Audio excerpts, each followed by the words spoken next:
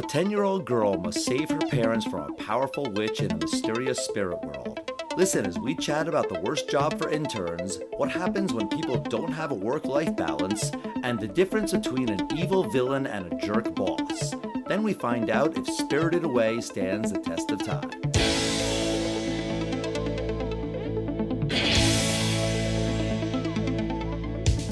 Test of time, James and Alan have their say. Do the movies you love still hold up today? James says Gladiator with a glut, and Alan says as a father blah blah. It's the test of time, James and Alan have their say. Do the movies you love still hold up today? Test of time, James and Alan have their say. Do the movies you love still hold up today? Hello, everybody, and welcome to the Realm of Spirits. My name is Alan Noah, and joining me here on the Test of Time podcast is you, James Brief. Hi, I'm James Brief. As always, we're here to talk about movies and see if movies that are a few years older, they could be 100 years old, but they have to be at least 15 years old. And we see if they still hold up today, or, as we like to say, see if they still stand the test of time. Hence the name. We're going to get into Spirited Away, but first let's talk about this Chris Farley biopic that just cast its leading man, Paul Walter Hauser, who I know as Stingray from Cobra Kai. There's a resemblance there. Oh, this guy is really rising. He just won, what did he just win? The Emmy, I believe. Best actor, best supporting actor. For what? Not for Cobra Kai. He won an Emmy for a show or a special called Blackbird.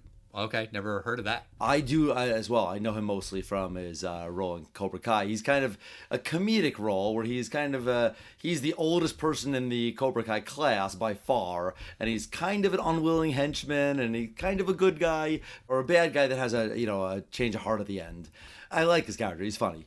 Right. And I didn't know that they were working on a Chris Farley biopic. I'm not terribly surprised. I mean, they make biopics about lots of people. The movie's going to be directed by Josh Gad, who I am a big fan of. He is very funny and a good actor and seems like a good human from like what I've seen and heard about him, just interactions people have had with him.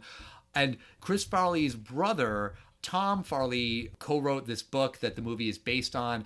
There's definitely a story to be told about this guy who was so funny and so beloved, but was battling this terrible addiction.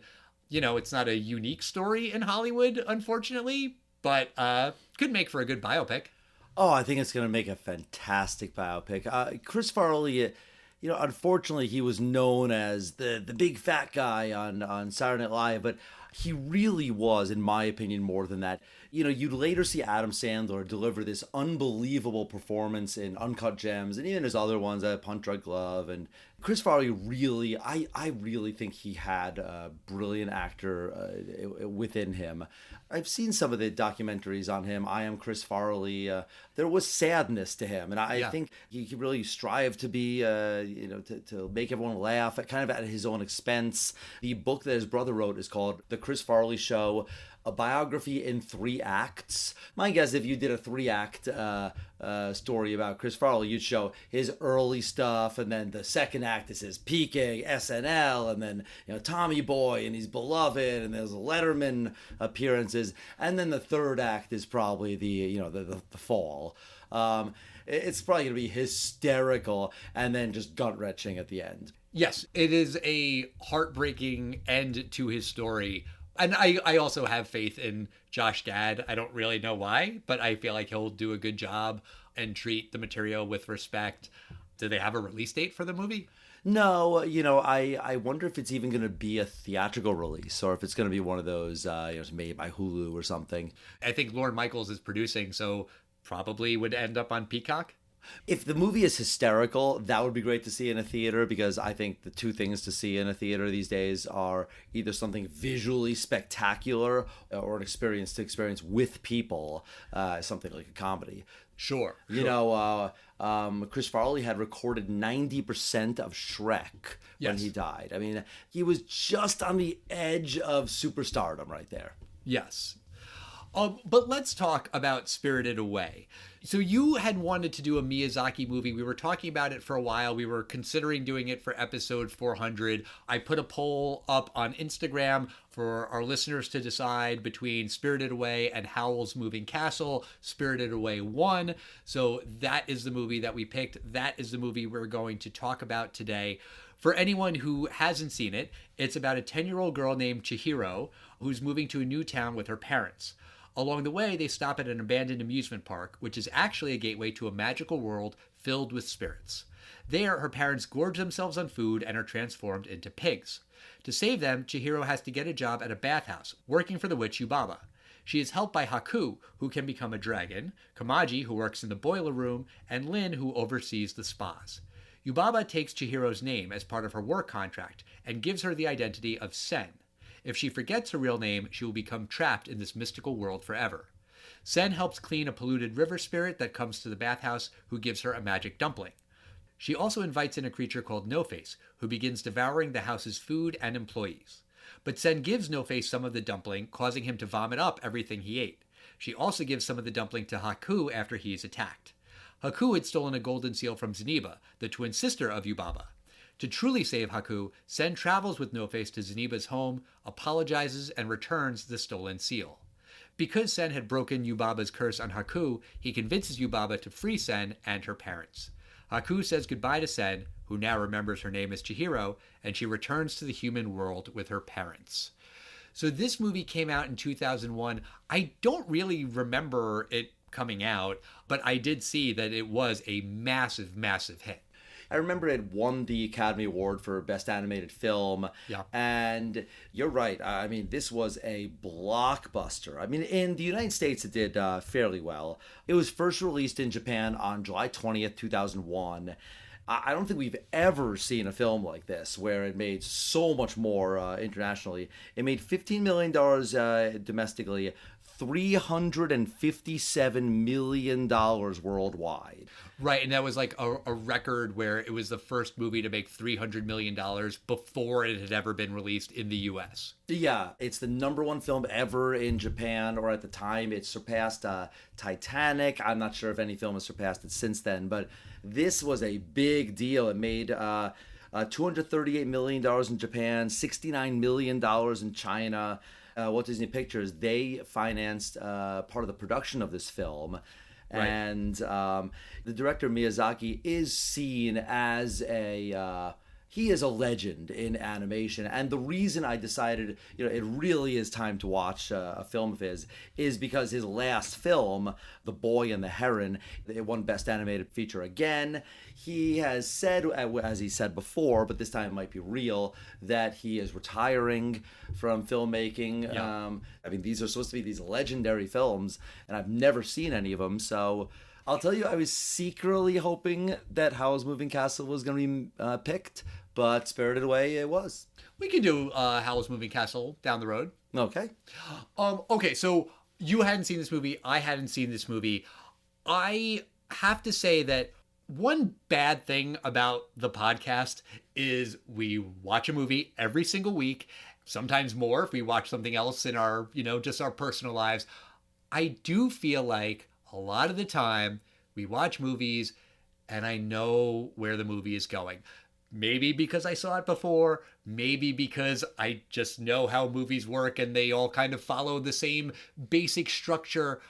Throughout this movie, I had no idea what was going to happen next, and I was constantly surprised about where this movie was going. It was constantly zigzagging in directions that I never in a million years could have anticipated.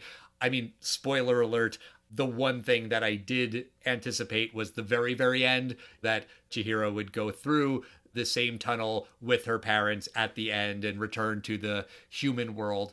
I expected that, but I had no idea how she was going to get there.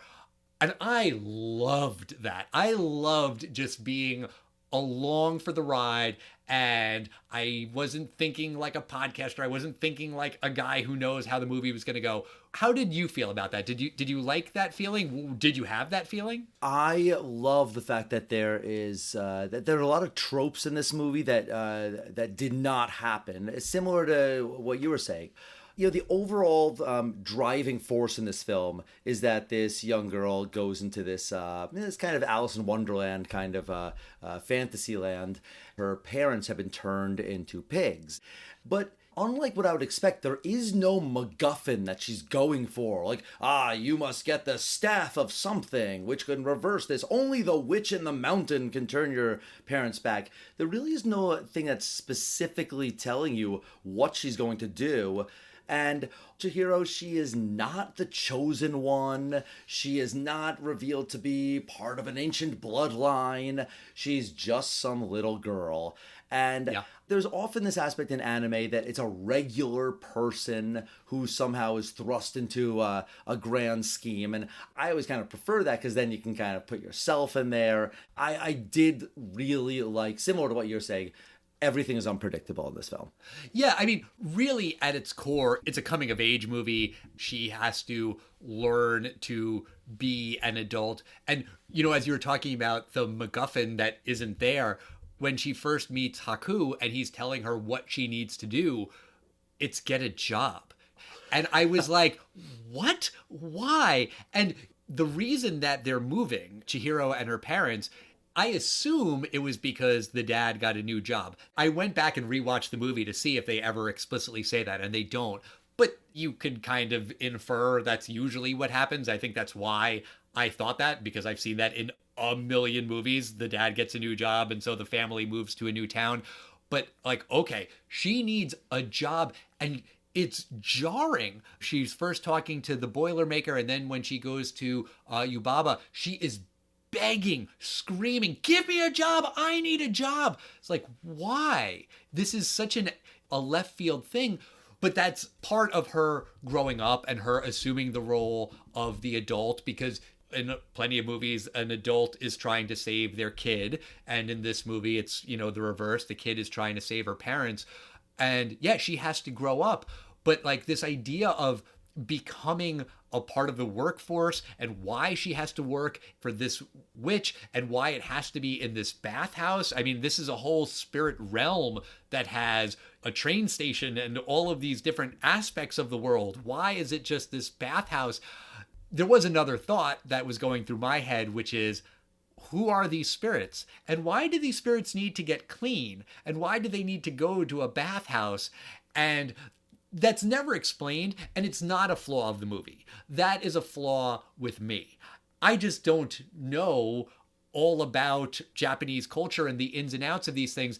Doing a little bit of research, I don't want to pretend I'm an expert because I'm not, but this is based on traditional Shintoist beliefs about the spirit world, and that there are these spirits associated with everything: rivers, animals, people, trees, rocks, you name it.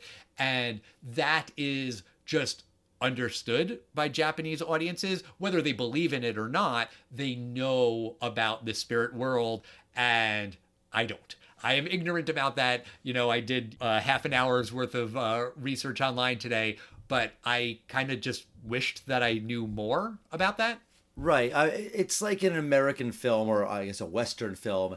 If you were to suddenly see fire and a pitchfork and two red horns growing out of someone's head, that's the bad afterlife. Whereas you see clouds and a white light and a yellow circle above someone's head that's glowing gold, that's an angel and that's heaven. And that's without explaining to the audience what this is. So exactly. You're right. There's a lot of things that probably be enhanced if you knew some of these things. But sure. the nice thing is that you don't really need to know this. I just thought of it more of very Alice in Wonderland-esque. It's really fantastical.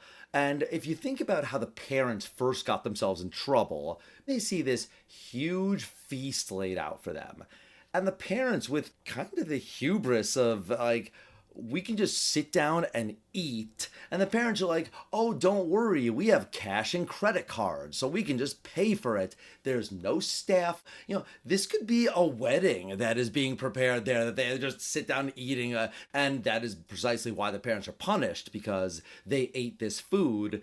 Well, food is a recurring theme in the movie. Yes. Eating it can be a good thing, and it's nourishing, and Haku gives Sen, like this powerful dumpling to restore her strength.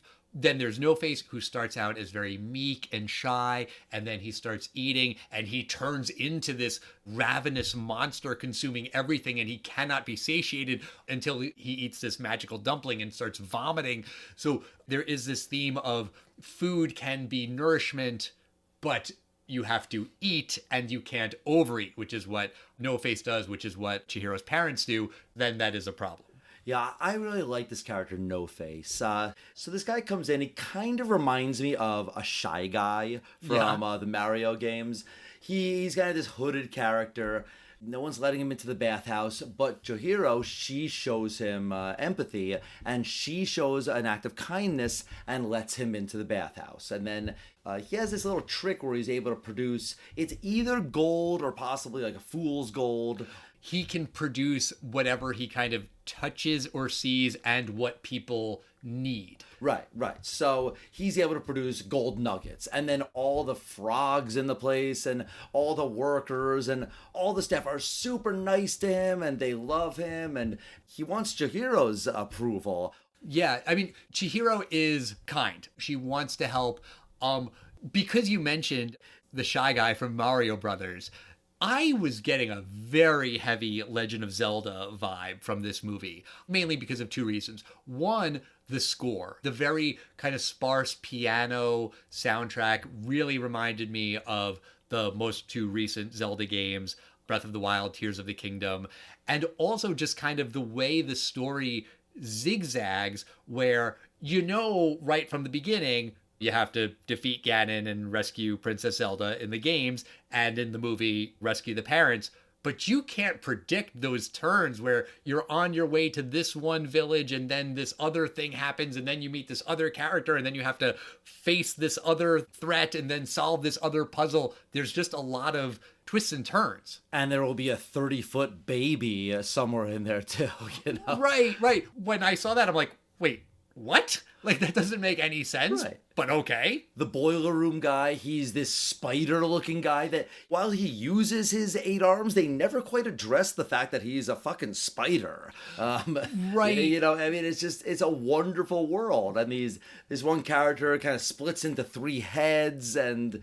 Well, it is 3 heads. Yeah, it is 3 heads, but they come together, and it's fantastic. Well, along those lines, there are no humans in this world. They very specifically say that humans are not welcome there. I think the exact line is humans ruin everything, which is also a theme of the movie about how humans pollute the world, and they pollute this river, and they turn Haku's river into apartments. Even the abandoned amusement park, that's apparently a real thing in Japan. There are all of these old abandoned amusement parks that are just everywhere.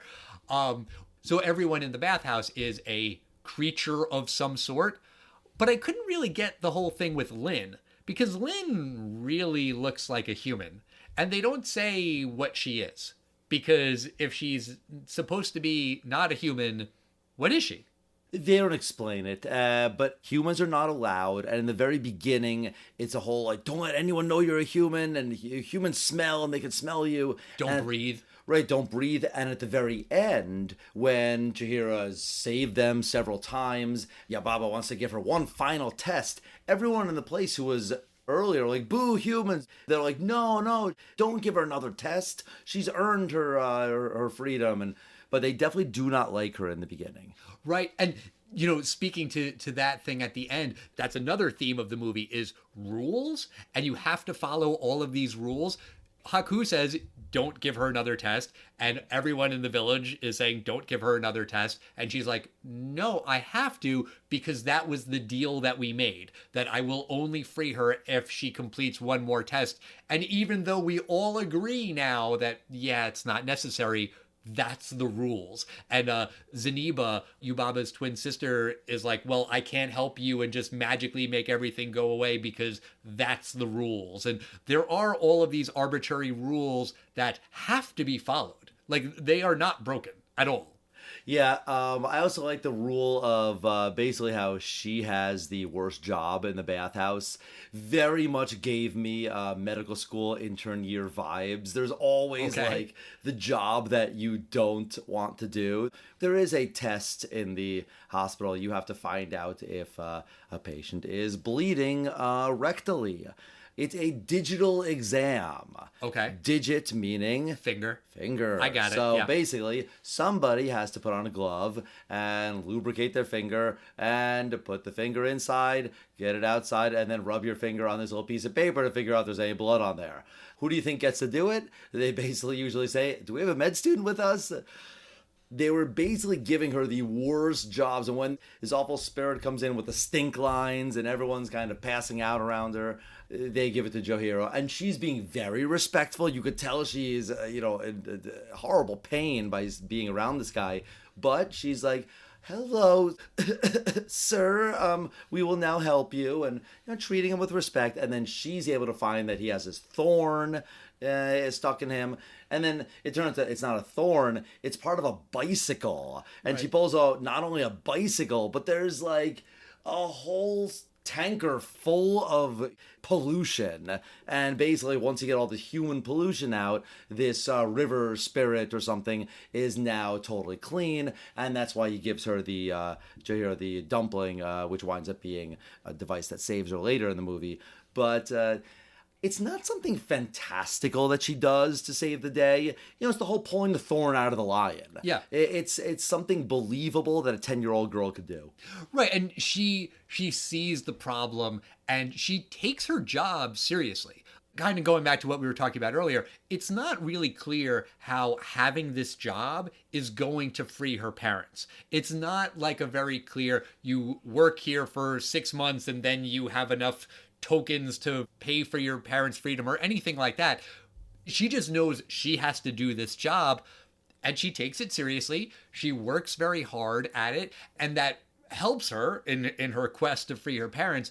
It's also, though, dangerous because Haku says Yubaba steals your identity, right? She signs the contract, she takes your name, and then you work there and you just spend so much time working in this bathhouse that you literally forget who you are, and then you just stay there forever because that is your identity. And I also thought that that was a very powerful commentary about work. The way we would describe it now is work-life balance. I'm sure you know people like this. I do. People who are just their jobs. They don't have a work-life balance. Like, their identity is so tied to their jobs. And I feel like this movie is kind of a critique of that, right? Like, you need to remember who you are. Sure, take your job seriously. Sure, do a good job when you're at work, but also be a human, That's really what this movie is saying, I think. The fact that she has to remember her name to remember where she's coming from, I did like that. I like that if you forget where you are, you can't get back to the human world. Yeah. There's also this theme of not just identity and forgetting who you are, but also duality and like these dual identities. Most prominently, you have Yubaba and her twin sister. They're very opposite. Yubaba lives in the top penthouse apartment of the bathhouse and it's all luxury and she's got jewels everywhere. And Zeniba lives in the swamp. And, they have very different lives, but they're the same. They look exactly the same. It's the same actress who does both voices.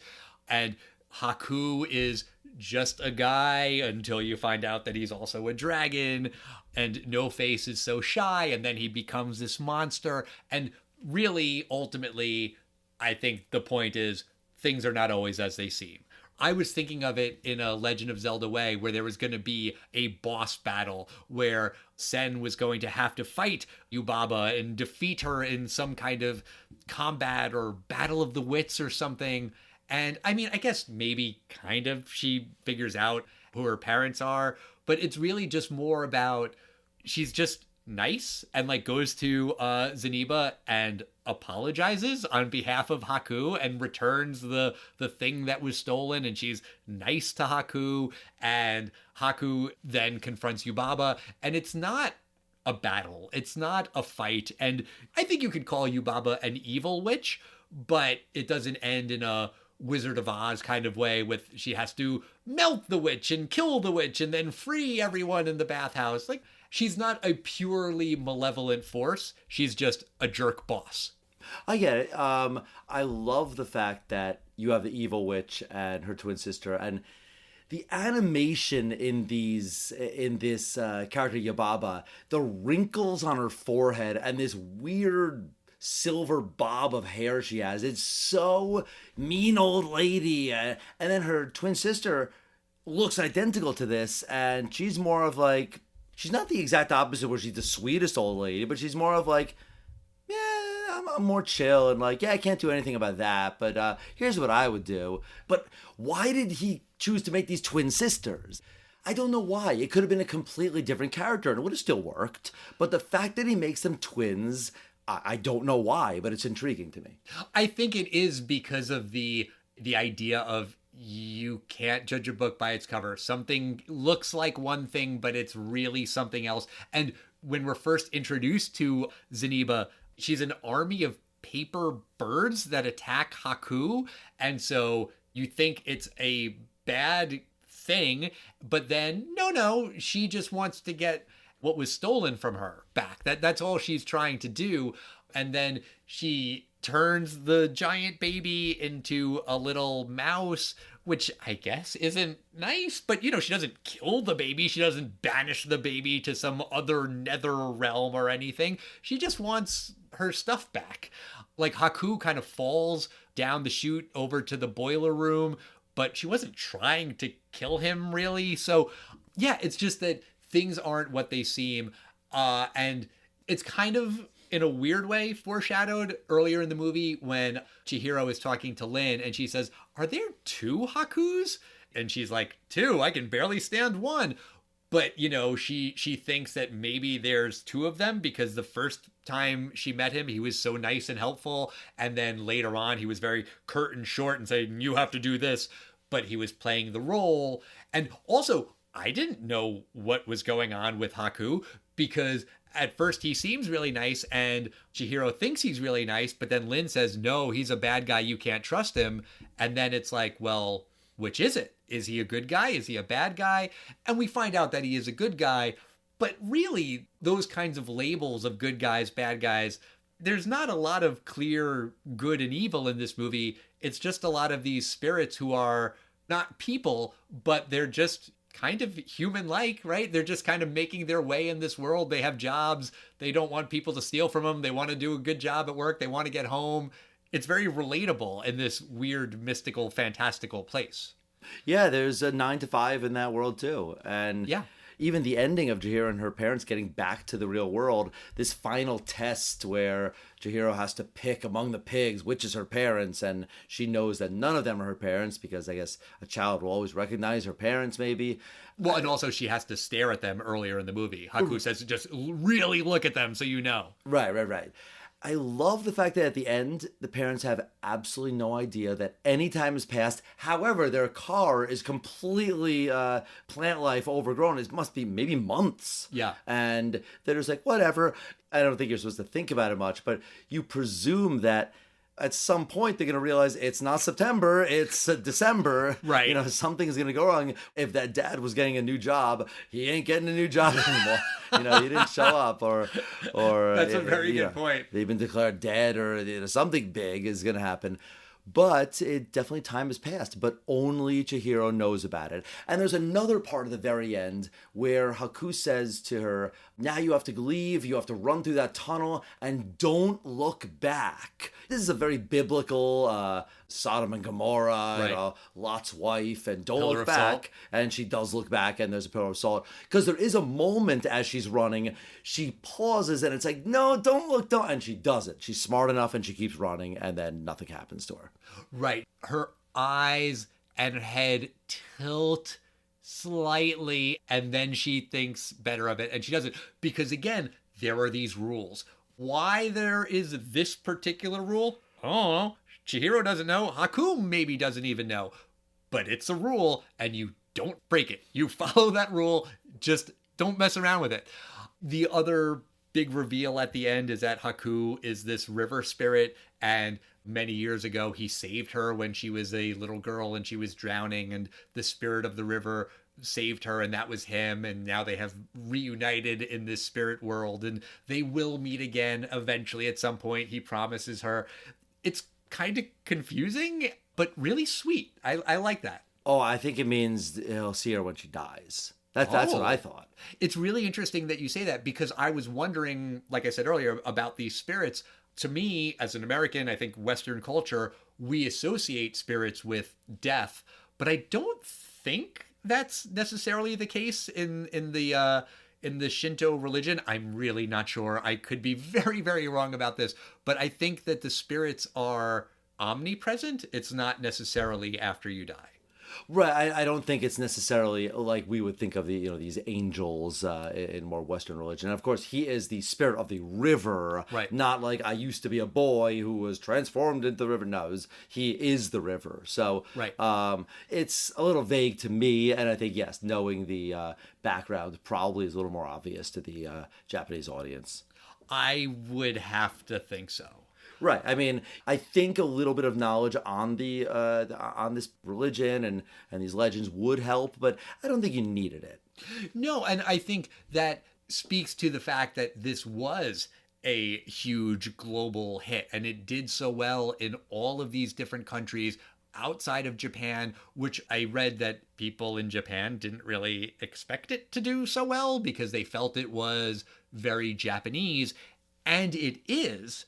But it does also just have all of these other themes that are relatable about growing up and coming of age and moving to a new town and being scared and going on this fantastical adventure. And part of the reason it was successful in the US is that John Lasseter, who is a bigwig over at Pixar, he was a big fan of Miyazaki, and I don't think he's running Pixar anymore. I think there was like some thing with him and he was a little too touchy-feely with some of the employees. But when he was in charge, if they were working on a Pixar movie and they were stuck in terms of story and where to go and what to do, he would sit everyone down and they would watch a Miyazaki movie, and that would help inspire them. So when he found out about this movie, he really championed for it to be released in the US, and he oversaw the English version of it and, the English language voice actors and all of that. And having Disney behind it definitely helped in the States. Even though it wasn't necessarily a huge blockbuster here, it got more eyes than it would have otherwise. But James, let me ask you about Spirited Away. Do you think the movie stands a test of time? This is not the thing I go to. I don't even really like the Alice in Wonderland. I don't like these crazy worlds. I generally don't like them. But I was so glad I got to kind of experience this. This is just kind of a visually stunning 2 hours that you'll spend. I could see someone not liking this, to be honest. This is the kind of film that happens to be animated, but it's not a cartoon. This is not a film that I would show an 8-year-old. However, I kind of was watching this and thinking, what if I had watched this as an 8-year-old with someone that showed it to me, like a cool uncle or something, or, someone who could kind of explain to me. I think that this film, if I knew what was going on, would blow my 8-year-old mind away if I kind of was able to get over the fact that it's not as straightforward as a Disney film plot-wise and a little harder to understand maybe. But I just think it's a visual experience, and I think the best compliment I can make is I want to see other things this guy has made, and I also don't want to know anything about those films because I have no expectation about what's going to happen in Princess Mononoke and Howl's Moving Castle and Boy and the Heron. So absolutely, 2001 Spirited Away stands up. It's a brilliant piece of art, and I'm glad I got to watch it. What do you think, Alice? Spirited Away, does it stand the test of time? Abso-fucking-lutely it does. Yes, of course. We didn't really get into the beauty of the animation. It is gorgeous. The score is just lovely. I too want to go and watch more Miyazaki movies. Courtney really wanted us to go see The Boy and the Heron last December, and we absolutely were going to, and then we were just busy and it didn't happen. And I really wanted to watch this movie with my kids, and they weren't interested, and they're stubborn, and I can't really force them to watch movies anymore, which is annoying. But I think 8-year-old you would have been blown away. I think I would have loved this movie if I had seen it when I was a little kid. I would have been blown away by this movie if I'd seen it in 2001. I was riveted by this movie. I loved it. Also, you know what else we didn't really talk about? This movie's pretty funny. You know, it's not like a laugh out loud comedy start to finish, but there are some very funny lines. I wonder a little bit about the translation of some of these jokes, but after No Face vomits up one of the creatures, the guy says, "Now that's an esophagus." That just made me laugh. You don't hear the word esophagus every day. And when Zanuba is talking about her sister, she's like, you know, she's just so obnoxious. Have you seen how tacky her place is? I just thought that was really funny. Like, I was expecting her to be more of this malevolent, evil boss type character. No, she's just like a tacky jerk, you know, who has really gaudy taste. I thought that was really, really funny.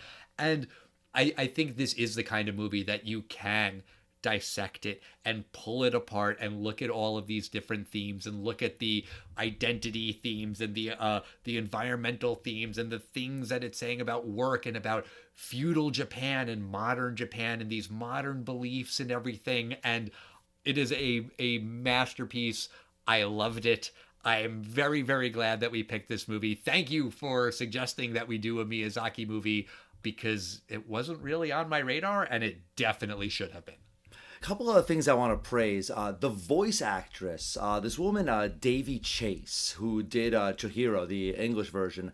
I thought she did such a good job, because I could hear that girl's voice in my head right now. Give me a job! And there were a couple of intriguing things in this film, just animation-wise. When they're running through like a flower field, it's kind of CGI, but it looks just so cool. Very, very 3D. There is a scene when they are using these boats to go across a river or an ocean or something, and they don't use oars. This woman has this kind of twisty thing. She keeps twisting it back and forth, and somehow it spins an oar and propels the ship forward. I don't know if it's a real thing. I think so. But I've seen that before. It just looks so cool to me. I thought that was really neat. Just a wonderful visual hour and a half, 2 hours rather. Yes. Apparently it was a lot longer. The original movie was going to be much, much longer, and Miyazaki had to cut it. Also, there wasn't really a script. He doesn't really write scripts. He just kind of has the idea and storyboards it, which is fascinating. Like, how do you do that? That seems impossible to me. Like, such a complex story, such complex animation, and he kind of just figures it out, like, in the storyboarding process. I thought that was really, really impressive. All right, well, that's going to do it for us this week. Next week, we are going to be joined by a special guest. Clinton Festa is coming back on the show to talk about Purple Rain. I have never seen this movie, but I am very excited to talk about Purple Rain with Clinton. I've never seen this film either. I just know that poster, and we're going to watch some Prince. Yeah, I'm into it. In the meantime, we want to hear from you guys. We are at Test of Time Pod on Facebook, X, Instagram, and Threads. You can send us an email, the testoftimepodcast@gmail.com. You can go to our website, testoftimepod.com, and find all of our old back episodes. If you're listening to us on a podcast app that doesn't have all of the old ones, you can find them there on the website. And we'll see you next time, everybody. Bye.